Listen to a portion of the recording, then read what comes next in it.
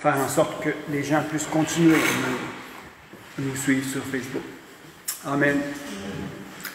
Alors, première assemblée depuis près de 7 mois, 6 mois, je ne sais plus. 7 mois. Je tiens à vous remercier, vous tous, d'être ici, et à tous ceux qui nous suivent et tous ceux qui ont resté connectés avec Jésus. La vitalité de l'Église, c'est la personne de Jésus-Christ, parce que de lui vient la puissance. Il y a un verset que j'ai sur mon cœur et que j'affectionne particulièrement, c'est 2 Corinthiens 13, 13, qui dit ceci. « Et la grâce de notre Seigneur Jésus-Christ et l'amour de Dieu et la communion avec le Saint-Esprit soit votre partage. » Soit votre partage. Qu'est-ce que nous devons partager les uns les autres? C'est la grâce. D'ailleurs, l'apôtre Paul dit, faites-vous grâce réciproquement. Ne vous privez pas de cette grâce. Et d'où nous provient l'amour?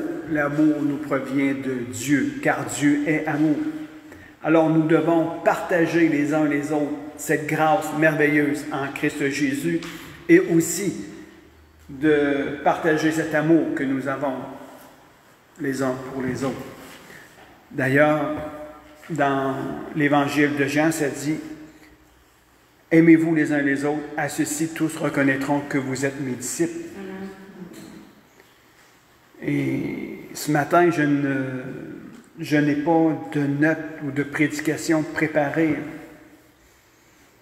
précisément. Serena me posait la question hier, « C'est quoi tu vas prêcher? » J'ai dit, « Je ne sais pas. » Mais je sais une chose, qu'on allait être ensemble ce matin. Et je veux vous encourager à être ensemble plus que jamais. Si j'ai des choses à partager sur mon cœur, c'est vraiment de considérer et de mesurer notre vie dans le Seigneur. Je parlais avec le pasteur Jacques Lapointe d'Ottawa et on a eu un bon dialogue ensemble. Et on parlait justement de mesurer notre vie. Quelle est la profondeur de notre intimité avec le Seigneur? Quelle est la profondeur de notre intimité avec le Seigneur? Et de cette profondeur-là, nous pourrions aller de l'avant. L'apôtre Alain Caron, pour ceux qui le connaissent, disait ceci, « Plus profond pour aller plus loin. » Et c'est plus que jamais d'actualité. Nous sommes interpellés à sonder l'état de notre cœur et la profondeur de notre intimité avec notre Seigneur Jésus-Christ et avec notre Père par le Saint-Esprit. Parce que nous devons avoir une intimité avec Jésus-Christ et avec Dieu, mais par le Saint-Esprit. On ne peut pas avoir une communion avec Dieu sans que ça soit en partenariat avec le Saint-Esprit. Parce que c'est le Saint-Esprit qui nous amène dans cette glorieuse communion avec Jésus et avec notre Père. Et il faut que le Saint-Esprit initie, soit le commencement de cette intimité avec Jésus. Jésus a été celui qui a payé le prix pour nous rétablir dans notre communion avec le Père, et il nous a donné de son esprit, il nous a donné son esprit qui vient habiter en nous, et de la présence de l'Esprit de Dieu en nous, il nous garde dans cette communion avec le Fils et avec le Père. C'est important d'apprendre à développer notre intimité avec et par l'Esprit. Et de toujours aller de profondeur en profondeur dans notre intimité. De trouver des moyens pour se maintenir dans cette intimité avec Dieu et de développer des stratégies pour aller de plus en plus profond en lui. D'ailleurs, il y a un verset qui dit « Ma vie, notre vie est cachée en Christ. Lorsque Christ paraîtra, alors ma vie paraîtra aussi. De plus en plus que vous allez creuser dans votre intimité en Christ Jésus par le Saint-Esprit, vous allez découvrir des choses extraordinaires et merveilleuses. Et plus que vous allez découvrir des choses extraordinaires et merveilleuses, plus que vous allez être en mesure de partager aux autres. Non pas seulement faire des œuvres, mais pour montrer ta gloire. Amen. Alléluia. Je veux donner quelques annonces ici. J'avais parlé avec Serge Côté et pasteur Jacques Lapointe et un couple du nom de Ernie et Joanne. Ils sont en train de mettre en place, d'ailleurs il y a déjà eu une semaine, ils sont en train de faire une formation sur les dons spirituels. Ceux qui sont intéressés à participer à ce cours dons spirituels, vous pouvez me laisser savoir, je vous enverrai le lien nécessaire et où je vous mettrai en contact avec Jacques Lapointe pour que vous puissiez participer à ce cours dons spirituels le mercredi soir. C'est votre opportunité. Ce mardi soir ici, moi je veux faire un Zoom pour faire mon église maison virtuelle. Alors j'invite ceux et celles qui veulent se joindre à nous, à Serena et à moi, pour un court Zoom qu'on va partager et dialoguer ensemble. Je vais envoyer l'invitation par email, ceux et celles qui sont intéressés, mardi soir, 19h, à participer à notre Zoom Église Maison virtuelle. Et de là, espérons que ça va développer autre chose. Aussi, j'ai fait, il y a la semaine dernière, une marche pour notre ville. On a marché, on était 5 personnes qui ont marché autour de certains quartiers ici à Grande-Rivière.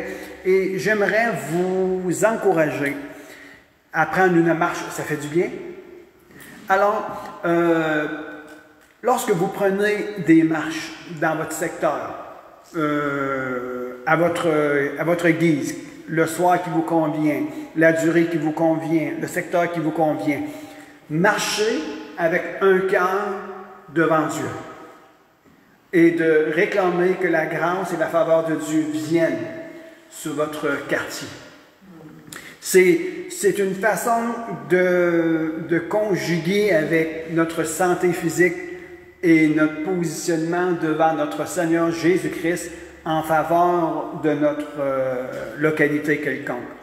Et j'aimerais, si c'est possible, d'organiser une fois par mois des marches, une marche, qu'on puisse marcher ensemble, 2-3 personnes ici et là, et élever notre ville pour que Dieu puisse faire faveur.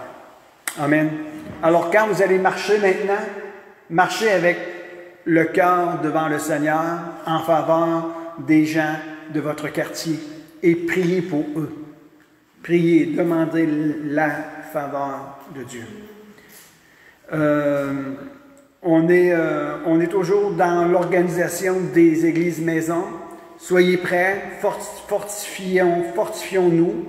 Je sais qu'à l'heure actuelle, les consignes ne nous permettent pas de nous réunir dans les maisons, mais le temps viendra où on va pouvoir revenir à un, excusez-moi si j'utilise ce mot-là, mais à un semblant de normalité. Alors, commençons à travailler. Je pense que c'est une opportunité que nous avons aujourd'hui. Préparons-nous pour une éventualité. Soyez prêts à une... comment je t'avais déjà dit ça, Serge? Sois prêt pour... en voulant dire, il faut toujours être prêt pour quelque chose qui peut arriver soudainement. Soyons toujours prêts. Alors, soyons prêts. Préparons-nous, nous personnellement, nos maisons, à une éventualité d'un retour à la normale, et on va pouvoir faire de nos maisons une ambassade où les gens vont pouvoir venir et recevoir de l'amour de Dieu mutuellement les uns les autres. N'oubliez pas, les gens ont toujours eu besoin de Dieu. Et plus que l'on avance dans le temps, les gens vont avoir encore plus besoin de Dieu. Et soyons prêts à être de ceux et de celles qui pourront offrir une opportunité à accueillir les gens dans nos maisons pour un laps de temps et leur témoigner de la grâce de Dieu et de l'amour de Dieu. Alors, on est en organisation pour les églises maisons pour une éventualité bientôt d'un retour à la normale. Amen. Un des points importants que je vais peut-être parler ce matin, et c'est la communion fraternelle. La communion fraternelle, comme j'ai dit au début, nous devons y travailler. Notre Église a besoin de se fortifier dans les relations. Je ne sais pas, c'est Christine qui a dit ça, que nous sommes des êtres relationnels et on a besoin de relations. D'ailleurs, les deux commandements, les deux grands commandements, c'est aime ton Dieu et aime ton prochain. Et ici, ça nous parle de relations.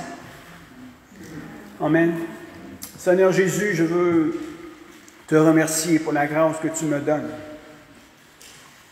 C'est une bénédiction pour moi de partager ta parole, mais c'est avant tout une bénédiction pour moi et ma famille de retrouver mes frères et mes sœurs.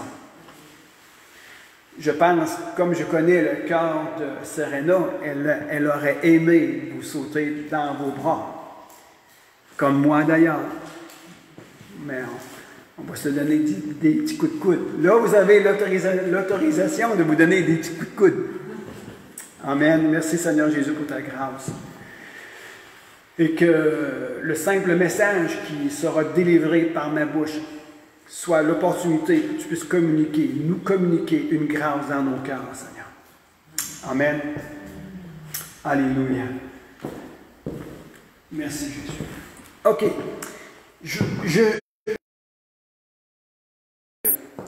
OK, on va continuer ici. J'avais ce petit micro pour avoir une connexion directe pour... Salut Jean-Marc. Alléluia. Alors, j'avais ce petit micro-là pour que le son passe directement et qu'il n'y ait pas un son trop écho. Mais là, maintenant, vu que mon micro m'a lâché, je vais avoir un son direct provenant de la salle. Les gens vont entendre un petit écho. Mais ça, c'est l'écho de notre amour. Amen. Alléluia.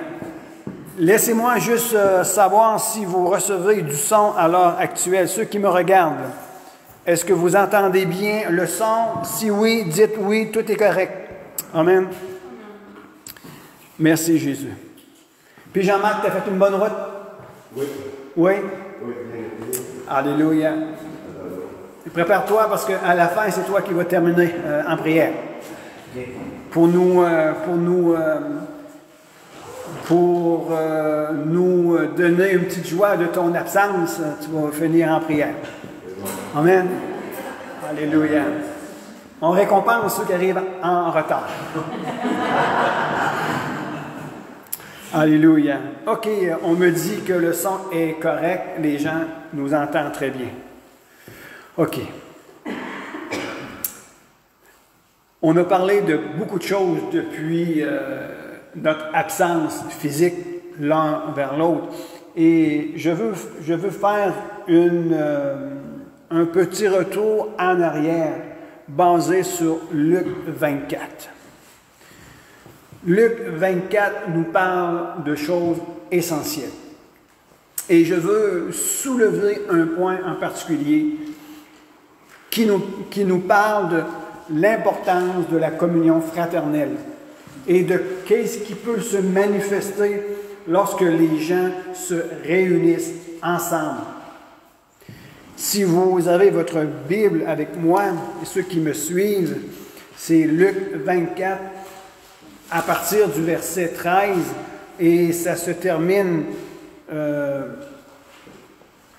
au verset 40, 41, mais je ne le lirai pas tout le contexte, je veux vous faire rentrer dans le contexte en vous donnant quelques explications très courtes concernant l'histoire. C'est deux disciples, deux personnes. Ici, c'est deux hommes. Ça peut être un couple. Ça peut être moi et Serena. Ça peut être Serena et une de mes filles. Ça peut être deux amis. Ça peut être n'importe qui sont ensemble.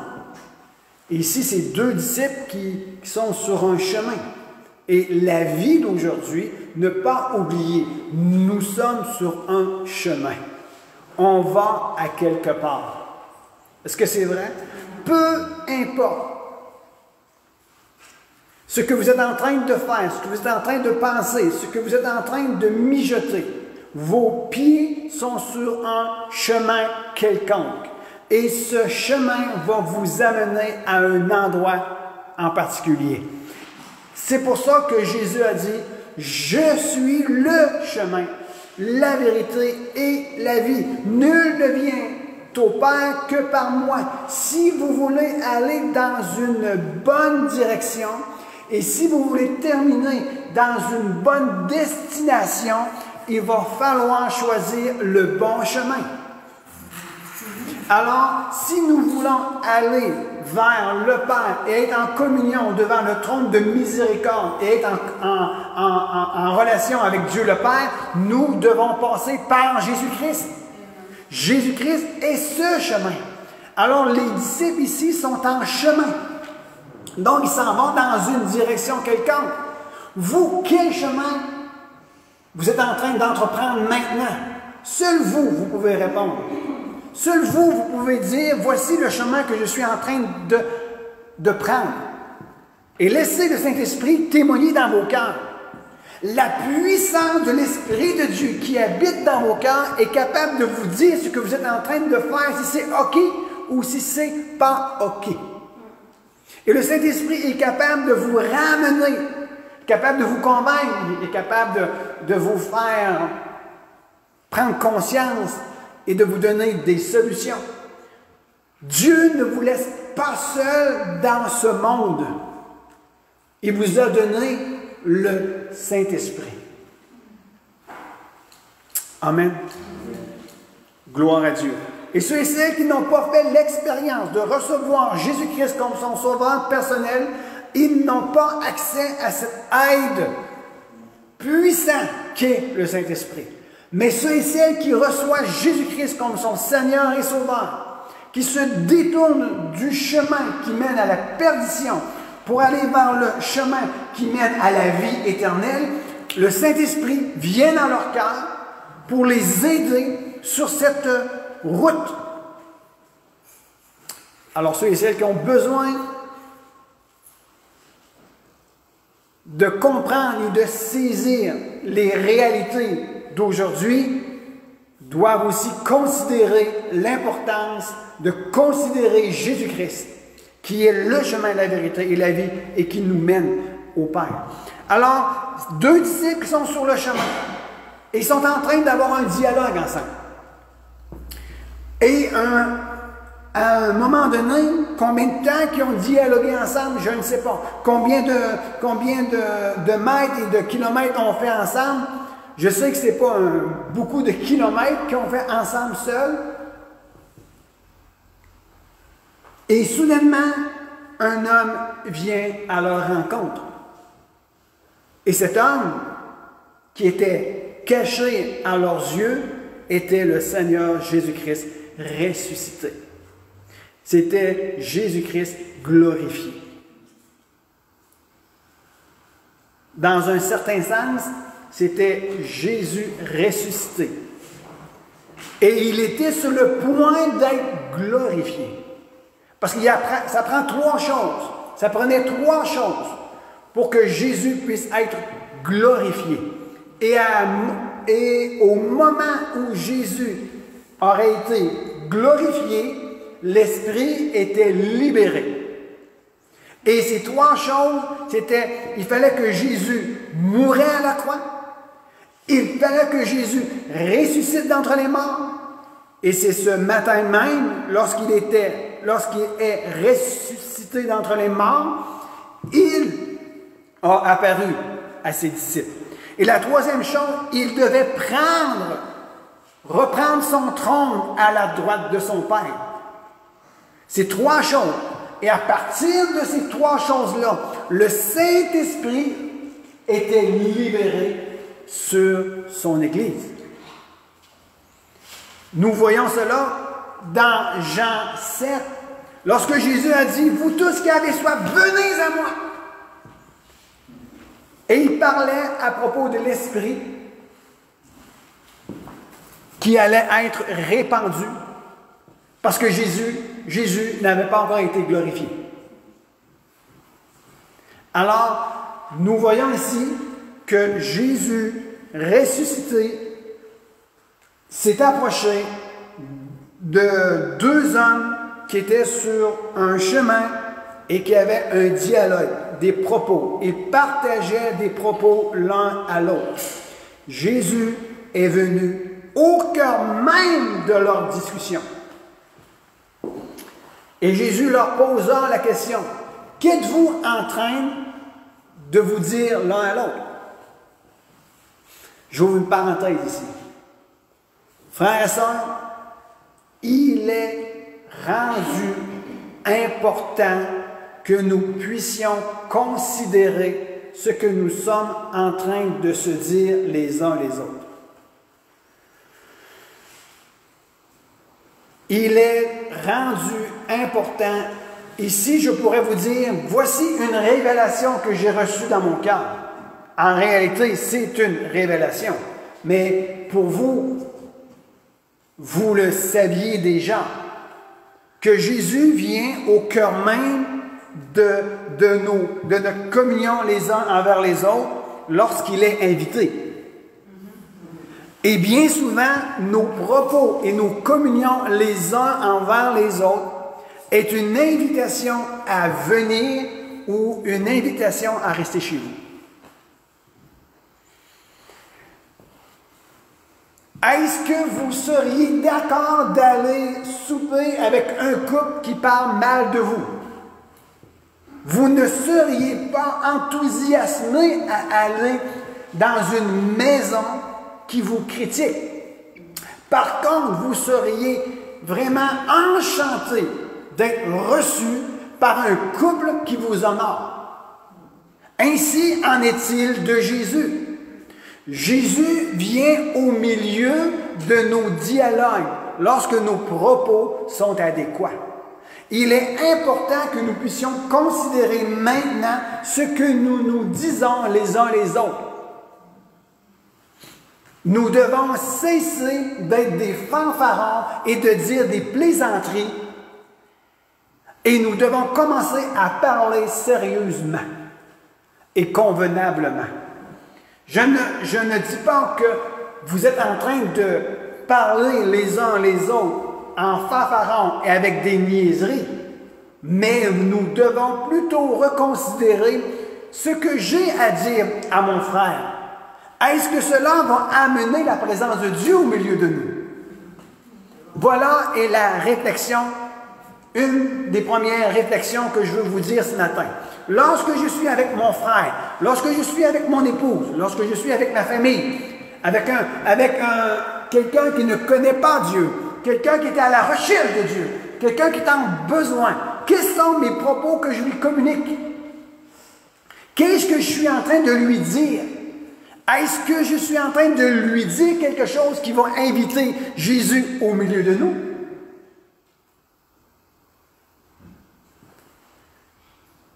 Ou bien je suis en train de dire, Jésus, viens pas maintenant. Je suis en train de... Ici, ça ne sert à rien d'aller plus loin parce que vous comprenez très bien ce que je suis en train de vous dire. Les disciples sur le chemin d'Emmaüs avaient des propos qui ont laissé venir la présence de Jésus sur leur marche. Et Jésus leur dit, qu'est-ce que vous êtes en train de vous entretenir les uns les autres? Et un des disciples dit, n'es-tu pas le seul qui habite Jérusalem et il ne sait pas ce qui s'est passé? Et Jésus dit, ben dis-moi.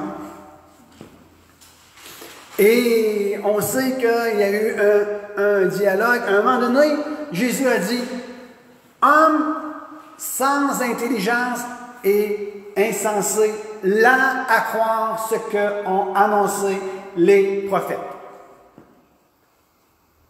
Ici, Jésus n'était pas en train de les dévaloriser ou les abaisser, mais était en train de simplement à leur faire prendre conscience. Je veux que vous preniez conscience de ceci. N'avez-vous pas déjà entendu dire ceci ou cela à propos du Fils de l'homme? Oui. OK. N'avez-vous pas déjà lu dans la Bible qu'est-ce qu'il est écrit à propos de? Oui. Pourquoi êtes-vous rendu lent à croire? Pourquoi êtes-vous rendu à une position où ce que vous vous êtes endurci et que vous vous laissez influencer par la situation extérieure? En quelque sorte, nous pourrions traduire ceci. Jésus dit, pourquoi êtes-vous rendu à vous laisser séduire par les choses extérieures? Pourquoi vous êtes en train de vouloir évaluer la conséquence au lieu de comprendre la raison? Jésus a dit, si vous auriez retenu ce qui a été dit dès le commencement, au lieu de vous laisser influencer par ce que vous êtes en train de voir, vous auriez compris quelque chose. Est-ce que vous comprenez qu'est-ce que je suis en train de dire ici? D'ailleurs, il y a 1 Jean, je pense. 1 Jean. 1 Jean 2. Alors, le premier point qui est important à reconsidérer maintenant pour une bonne communion fraternelle, c'est veiller sur les propos que vous êtes en train de vous dire les uns les autres. Et est-ce que, à partir de ces propos que je suis en train de communiquer aux autres, est-ce que ça invite Jésus à venir au cœur même de notre communion? C'est important. La deuxième chose, c'est 1 Jean 2. On va lire au verset 24.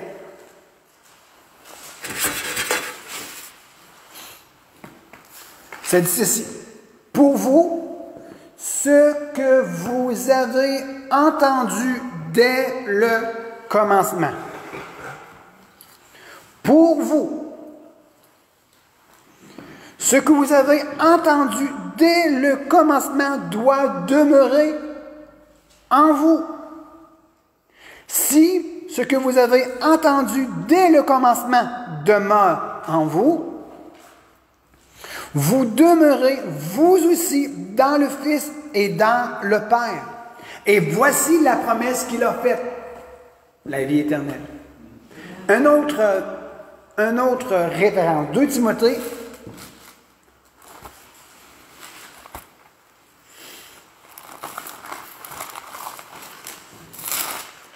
2 Timothée, j'ai dit.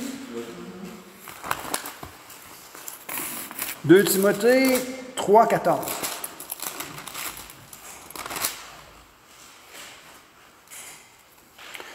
Toi, reste attaché à ce que tu as appris, ce qui est l'objet de ta foi.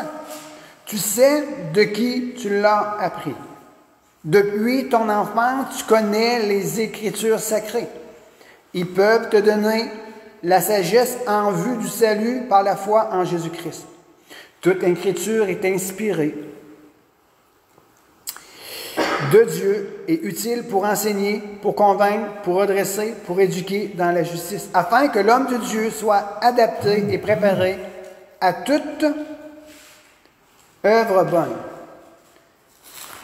Le point où je veux vous amener ici, lorsque Jésus a dit « Homme insensé et lent à croire ce que les prophètes ont enseigné en ce qui concerne le Fils de l'homme », ne savez-vous pas qu'il devait souffrir de la sorte avant de rentrer dans sa gloire?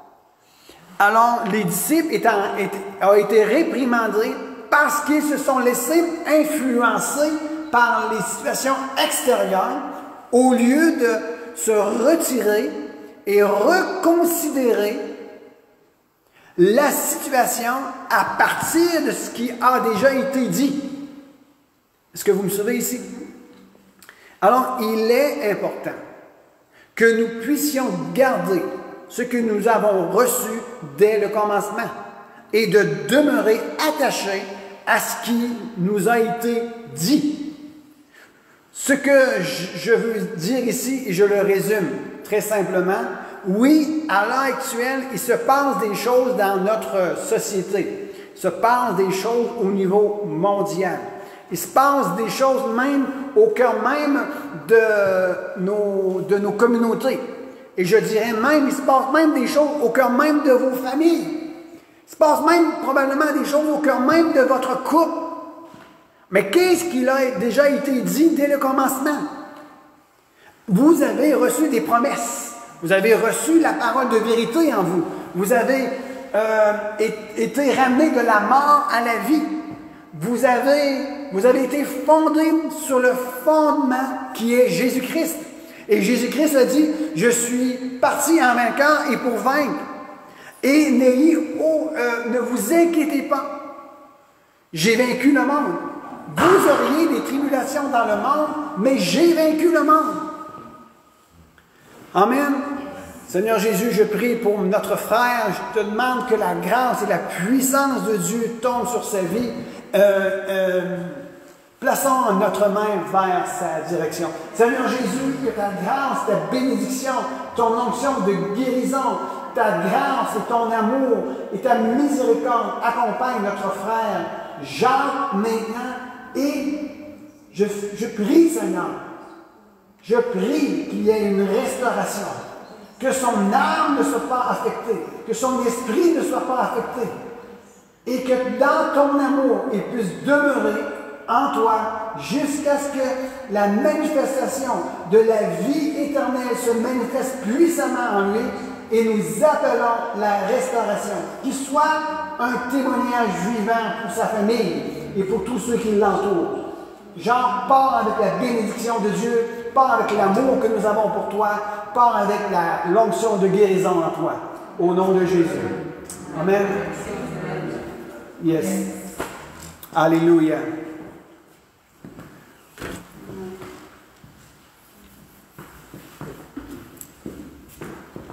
Alors nous avons reçu quelque chose depuis le commencement.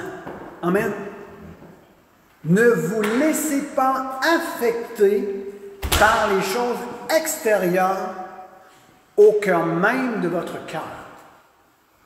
Ne vous laissez pas affecter par les choses extérieures pour venir prendre l'organe le plus puissant que vous avez aujourd'hui, la parole.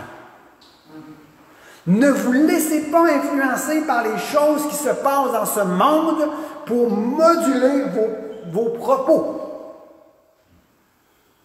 Car au milieu de vos propos, vous pouvez appeler la présence de Dieu à se manifester ou vous pouvez la retenir. Alors, nous sommes appelés à revenir. Nous sommes appelés à revenir. Cessons d'être influencés par les choses de ce monde. J'ai déjà dit ceci. Si nous voulons être un serviteur, une servante efficace dans nos communautés aujourd'hui, si nous voulons les influencer, si nous sommes appelés les serviteurs et les servantes de Dieu aujourd'hui, c'est pour que nous puissions guider le monde vers Jésus-Christ. Est-ce que c'est vrai? Ceux qui guident quelqu'un vers un point quelconque, on appelle cela des leaders. Et nous sommes des leaders dans le cœur du Père pour conduire les gens à la connaissance de son Fils, afin qu'un plus grand nombre puisse parvenir au salut. Et un leader, c'est celui qui influence.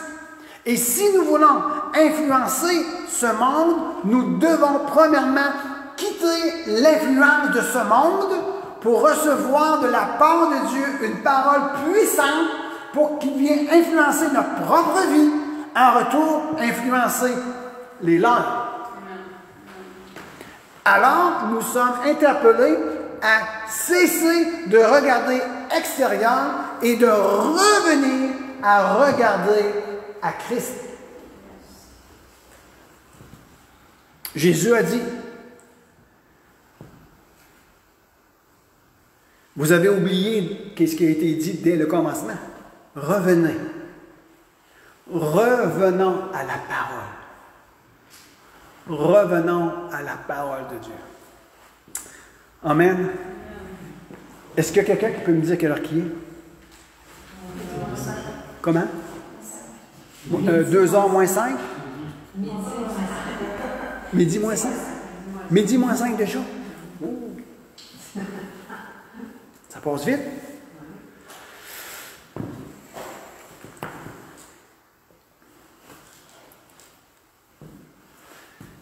Alors, nous devons détacher nos yeux de ce qui se passe extérieurement pour ramener nos yeux sur ce qui a déjà été dit et sur ce qu'il est écrit.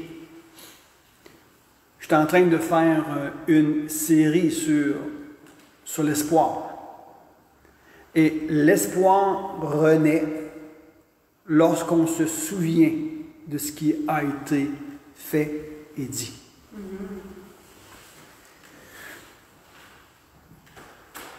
Je voulais vous entretenir sur la communion fraternelle, mais je vais juste effleurer cela un petit peu. Mais est-ce que c'est bien jusqu'à maintenant? Je veux faire un résumé. Vous êtes sur un chemin. Mais sur quel chemin êtes-vous? Deuxième chose, quels sont les propos que vous êtes en train de vous dire les uns les autres? À partir de ces propos-là, vous pouvez amener la présence de Dieu ou la retenir. Troisième chose, ne vous laissez pas influencer par les choses extérieures, mais demeurez dans ce qu'il a déjà été dit. Demeurez dans ce que vous avez déjà entendu. Demeurez. Et la quatrième chose, si je m'abuse,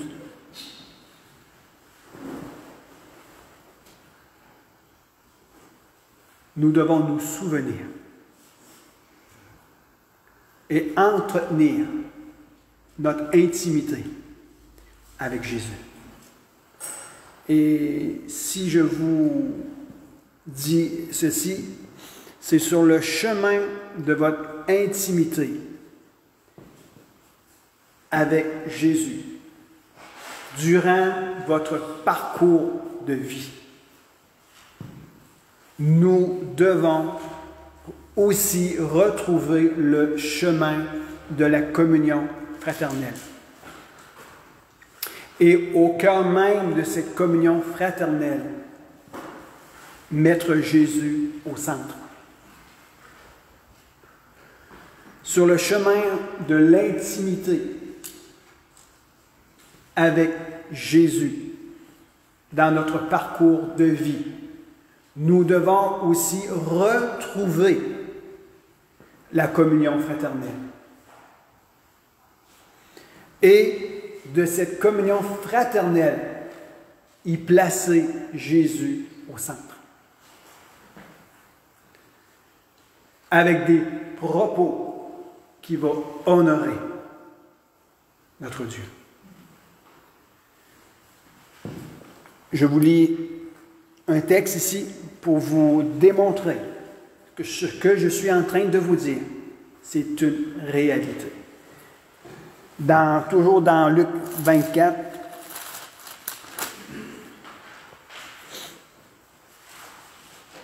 et je saute ici un point important, mais je vous le reparlerai plus tard.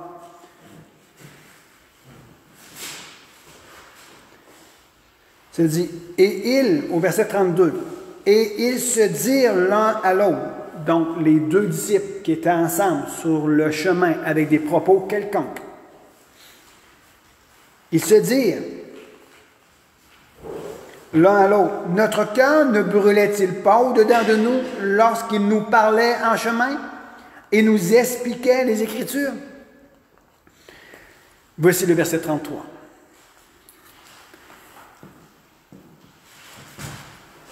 Les disciples, avec des propos bien posés, avec des bons propos, ont invité la présence de Dieu à venir.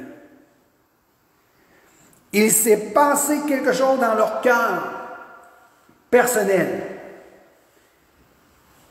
Le feu s'est allumé. Un feu, le feu de l'intimité avec leur Seigneur s'est réallumé. Et voici ce que cela a provoqué. Le verset 33. Ils se levèrent alors même, retournèrent à Jérusalem et trouvèrent assemblés les 11 et leurs compagnons, qui leur dirent, le Seigneur est réellement ressuscité, il est apparu à Simon. Qu'est-ce que cela me dit? Cela me dit que lorsque nous nous retrouvons dans notre bouche, dans notre cœur, des propos adéquats que nous communiquons les uns les autres, qui appellent la présence de Dieu à venir au milieu de nos dialogues, ça suscite en nous le désir et le besoin de se retrouver en communion fraternelle.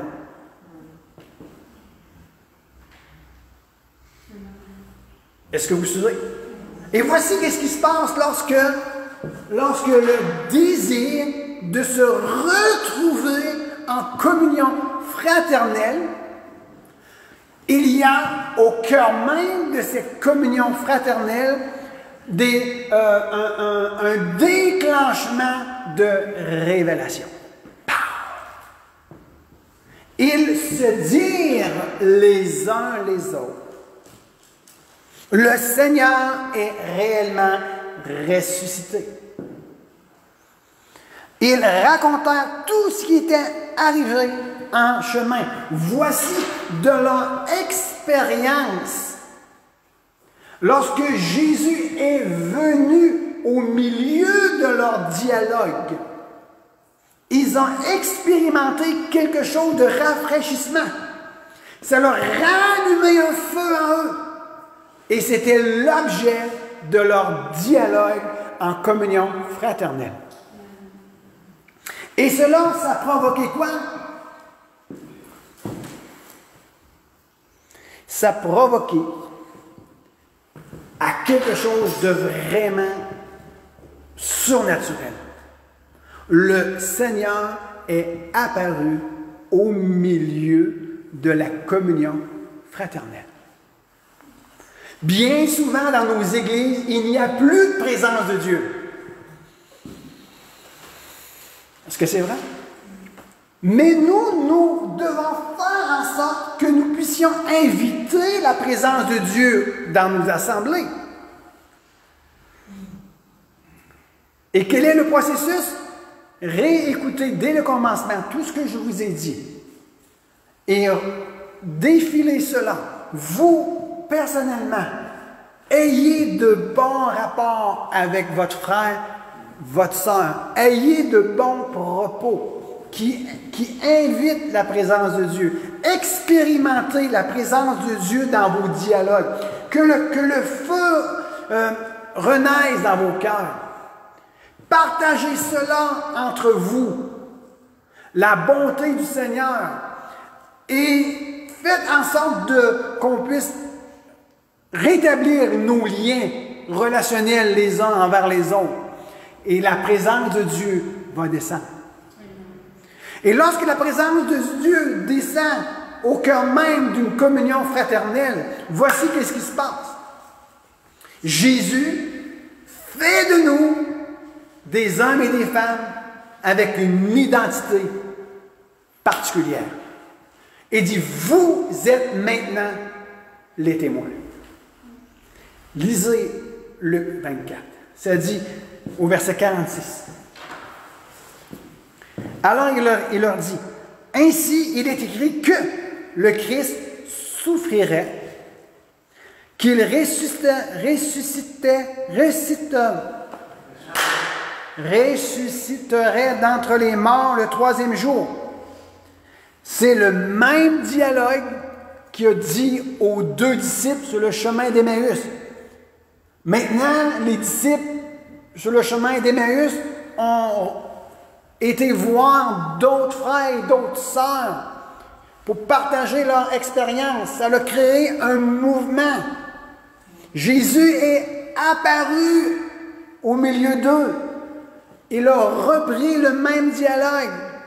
Arrêtez de regarder aux choses qui se passent extérieurement. Ne savez-vous pas ce que les Écritures disent à propos? Et après ça, Jésus donne un mandat, un ordre de mission. Et il dit à ceux qui se sont rassemblés, vous êtes mes témoins. Allez. Amen. Je termine avec un verset qui m'a beaucoup encouragé. Pas nécessaire d'aller dans la référence, je la connais.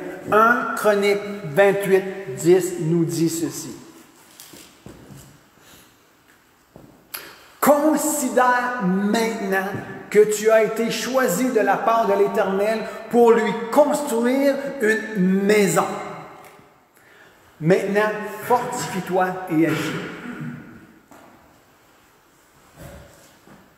Est-ce que tu te considères maintenant, je parle personnellement à ceux qui entendent le son de ma voix ce matin, est-ce que tu considères que tu as été choisi par Dieu? D'ailleurs, dans Jean 15, j'oublie la référence exacte, verset 16, ça dit, « Ce n'est pas vous qui m'avez choisi, mais c'est moi qui vous ai choisi. » Jésus a dit qu'il nous a choisis, chacun d'entre nous. Et dit, maintenant, considère que tu as été choisi. Sois attentif, tu as été choisi. Pourquoi? Pour faire quelque chose de précis. Mais ne te laisse pas influencer par les choses extérieures. Considère. Et ici, je pensais à ça cette nuit. Je dois considérer que le Dieu d'éternité m'a choisi moi. Et il a choisi toi. Non pas pour mes beaux yeux, non pas pour ma capacité naturelle, mais à cause, savez-vous, à cause de quoi? À cause de son amour, de sa grâce. Et il a vu au plus profond de mon être qu'il y avait du désespoir et que j'aspirais à vivre une vie de bonheur. Et Dieu a dit, ceux et celles qui aspirent à vivre une vie de paix et de bonheur, venez à moi. Et ceux et celles qui se laissent attirer par la voix qui se fait entendre dans le cœur. Dieu, par son Fils, nous saisit et il nous choisit.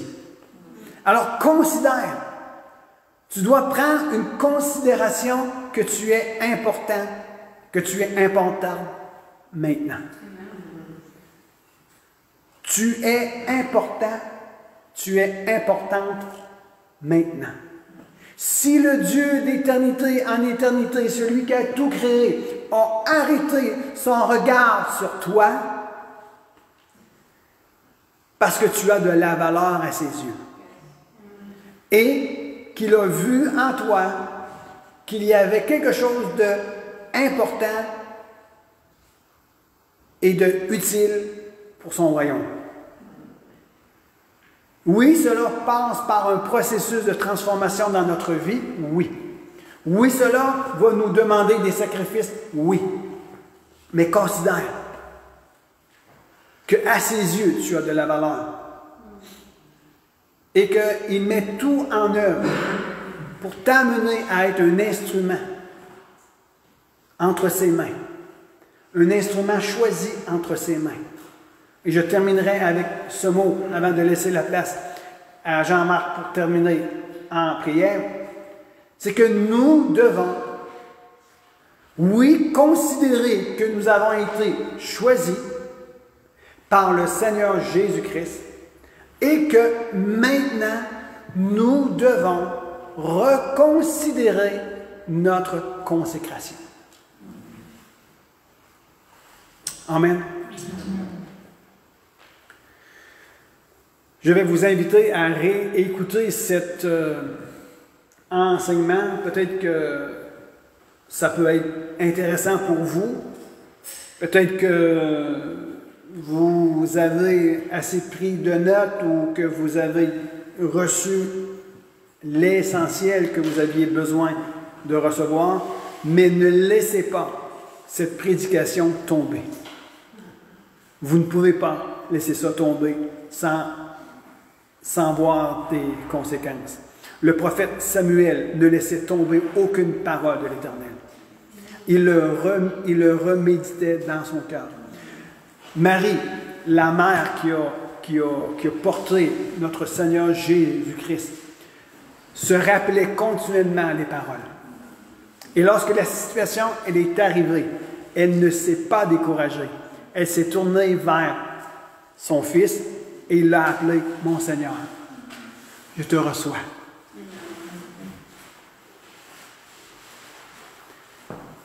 Elle n'a pas quitté son positionnement de mère porteuse du Fils de Dieu parce qu'elle se rappelait continuellement ce que la parole de Dieu disait à propos de qui elle serait.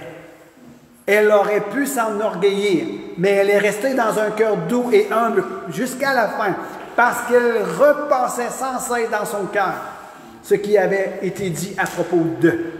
Elle a toujours resté une femme à sa place, jusqu'au jour où elle s'est tournée vers le Seigneur, et elle-même, elle a appelé son fils son Seigneur. Pourquoi elle a réussi à rester doux et humble de cœur, bien qu'elle a porté le Fils qui sauve l'humanité? C'est parce qu'elle s'est souvenue des choses qui ont été dites dès le commencement. Ce qui nous permet de rester doux et humble de cœur et qui nous permet de rester debout devant l'adversité, c'est de se rappeler ce qui a été dit dès le commencement.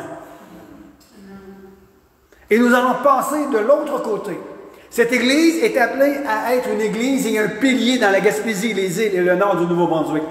Et ce n'est pas seulement à cause de moi ou de mon épouse, mais c'est à cause de vous tous. Et la cause est parce que Jésus-Christ vous a choisi. Et l'Esprit de Dieu habite en vous, dans vos cœurs. Et il veut vous établir, afin que vous puissiez porter du fruit, que vous puissiez demeurer. Et d'amener un résultat puissant dans cette région. Cette Église est appelée à être un pilier de la Gaspésie, le nord du Nouveau-Brunswick et les îles, parce que nous allons travailler ensemble. Et le travail ensemble débute dans notre intimité profonde avec le Seigneur Jésus-Christ. qu'on va délivrer les uns les autres, afin qu'on puisse bénéficier de votre apport, de la qualité de ton intimité, sera pour moi une inspiration à continuer.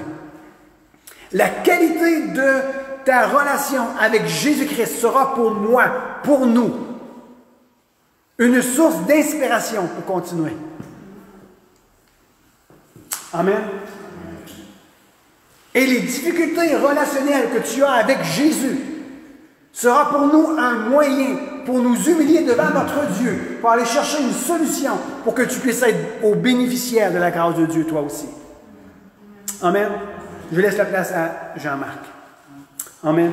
Et je vais lui demander qu'il puisse terminer dans la prière et dans la bénédiction de cette assemblée et de cette communauté. Amen.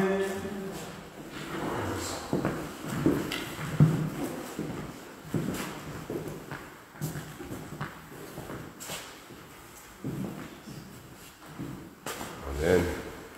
Moi, je veux juste, avant de faire un mot de prière, vous partager un passage que j'avais pendant que Michel parlait, puis j'ai beaucoup ça de ce temps-ci.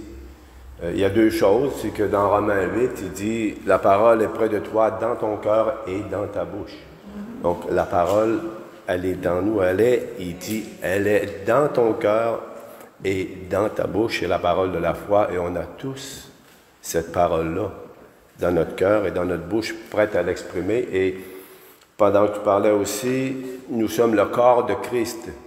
Et ce que je vais lire, vous savez, les zooms, c'est parce qu'on est obligé d'avoir des zooms. Mais ce n'est pas le plan de Dieu, les zooms. Parce que le plan de Dieu, c'est nous, c'est l'Église. C'est le corps vivant de Jésus-Christ. On ne le voit pas, mais il le voit à travers Christine, à travers Serge, à travers Serena, à travers Jean-Marc, à travers Sylvie, je le vois à travers tout le monde. Il dit ce qui était dès le commencement, ce que nous avons entendu, ça me parle beaucoup de ce temps-ci, ça.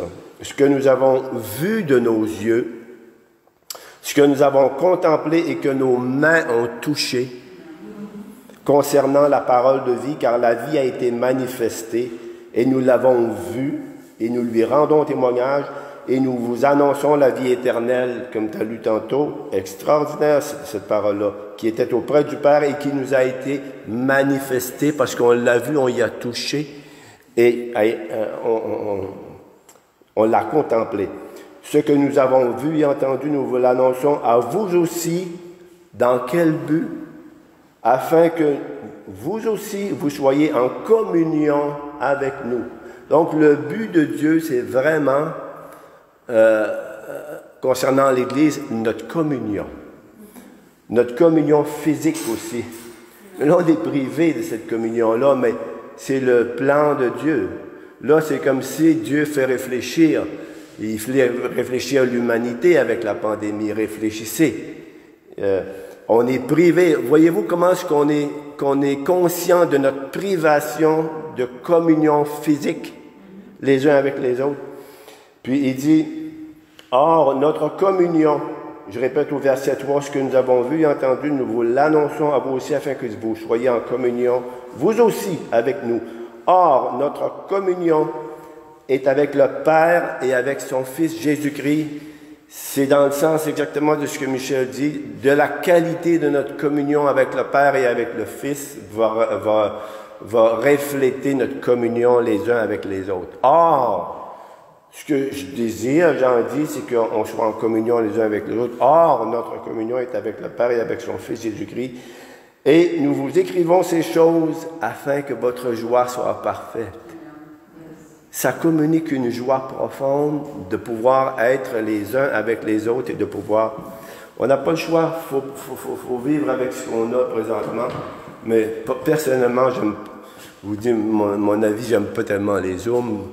C'est un passage obligé, là. Mais j'aime beaucoup vous voir. Et j'aime beaucoup qu'on soit proches les uns avec les autres. C'est crucial. On n'invente rien, c'est écrit. Puis Dieu le savait. Il nous a créés. Puis il est parti, mais il est ici. à travers vous et à travers chacun de nous. Moi, on soupire, hein, après que la pandémie finisse. Hein.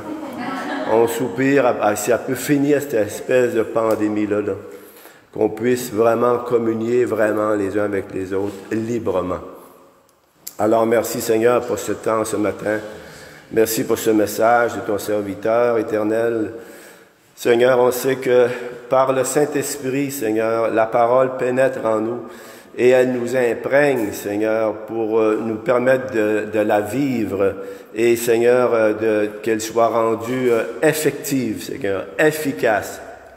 Seigneur, conduis-nous, donne-nous aussi, comme Michel a terminé, de comprendre chacun, Seigneur, nos dons spécifiques, notre appel spécifique, nos œuvres spécifiques, Seigneur, et nos œuvres corporatives aussi, bien sûr, en tant qu'Église, mais guide-nous, donne-nous, Jésus, tes instructions, Seigneur, dans les temps présents, dans le temps présent.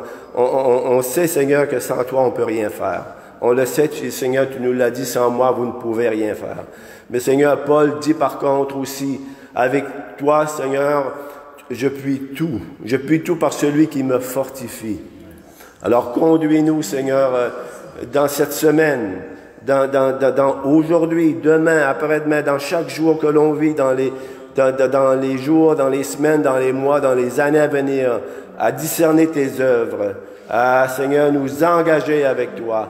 Et Seigneur, nous soupirons après une chose, nous te le disons, Jésus, nous le confessons. Seigneur, nous sommes comme une femme qui veut enfanter. Nous sommes comme une épouse qui veut enfanter. Seigneur, nous soupirons après des âmes. Nous soupirons, Seigneur Jésus, après des conversions, des gens qui vont se tourner vers toi, qui vont saisir la grâce, les merveilles, le bonheur de te connaître, la paix que tu donnes. Alors, Seigneur, donne-nous, Seigneur, d'être nous aussi des ouvriers dans ta moisson, pour accomplir ton œuvre ici à Grande-Rivière, Seigneur, et dans l'environnement partout où tu nous envoies et avec qui tu nous mets en contact. Merci, Seigneur, parce que c'est toi qui accomplis cette œuvre. Tu l'as fait en nous, tu l'as fait avec nous. Alors, on te rend grâce et rappelle-nous la parole qui nous a été donnée ce matin. Alors, on veut te bénir pour toutes choses. Merci pour la communion fraternelle. Merci parce qu'on peut se voir ce matin, on peut être ensemble. Alors on te rend grâce pour tout et que tu sois glorifié, Jésus. Et Seigneur, que vraiment dans nos vies, tu prennes la première place. Que tu sois assis sur le trône de nos vies pour y régner, Seigneur Jésus. Amen. Amen. Alléluia. Que Dieu vous bénisse abondamment. Plaisir de se voir la semaine prochaine. Amen. Un chant, donc. Un chant, il essaye de les vendre, ensemble. Je suis avec vous.